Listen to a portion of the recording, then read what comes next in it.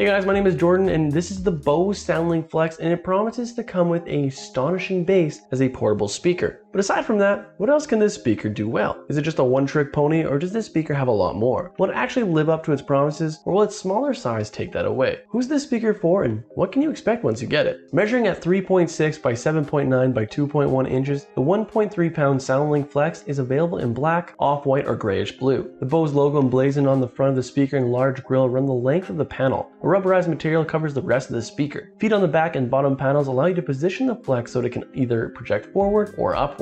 A smaller grille in the back covers the back-firing passive radiator, while a built-in loop on the right lets you hang the speaker from a carabiner or a hook. The top panel has a strip for controls running along its length. From left to right, there's a power button, volume down button, central multifunction button, and a volume up button, a pinhole mic for the speakerphone, and a Bluetooth pairing button. The multifunction button handles playback, call management, and track navigation. Press twice to skip forward or 3 times to navigate backwards. Bose gives the speaker an IP67 rating, meaning it can withstand up to 30 minutes submersion up to a meter of water, and that particulate matter, dust, sand, and the like won't penetrate into its vital parts, namely the electronics. It floats, though it's relatively close to neutral buoyancy, making it fun to poke in the pool. Bose provides an app to help connect the Flex to your phone or tablet should you not know how to do so manually. I was hoping for an EQ function, but no dice on that one. A single charge of the battery should last roughly 12 hours depending on the volume level you choose. The Soundlink Flex is charged with an included USB-C cable, and a full charge should take approximately 4 hours. I will say that the speaker does seem to go to sleep effectively, disconnecting and shutting itself down when not in use, so as to not drain the battery unnecessary, which is a pretty handy feature. One would think that Bluetooth 5.1 would give a noticeably increase in battery life, but with that already being lengthy for a knockaround speaker, perhaps it was a trade-off. Bose claims the range for Bluetooth connection is about 9 meters. The killer feature of the Soundlink Flex is new tech Bose calls Position IQ. Inside the speaker, Bose is highlighting a new transducer that's responsible for the low end. You hear it best whenever the Soundlink Flex is in motion or is put down somewhere while you're playing music.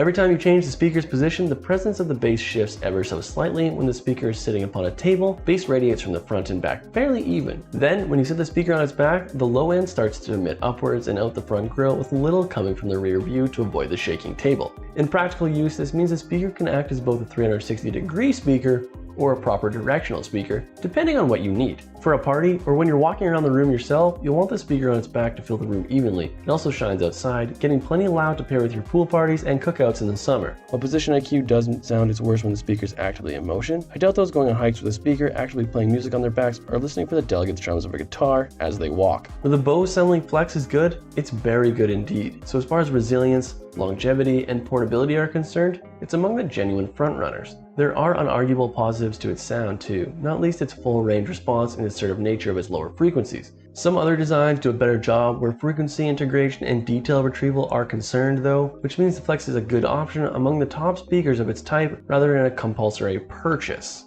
But that's just my opinion. Why don't you let me know your opinions in the comments down below. Give the video a like if you learned anything, and maybe hit that subscribe button if you enjoy these types of reviews. If you want a different 360-degree speaker, maybe check out this video for the JBL Flip 6. You might find something more for you there.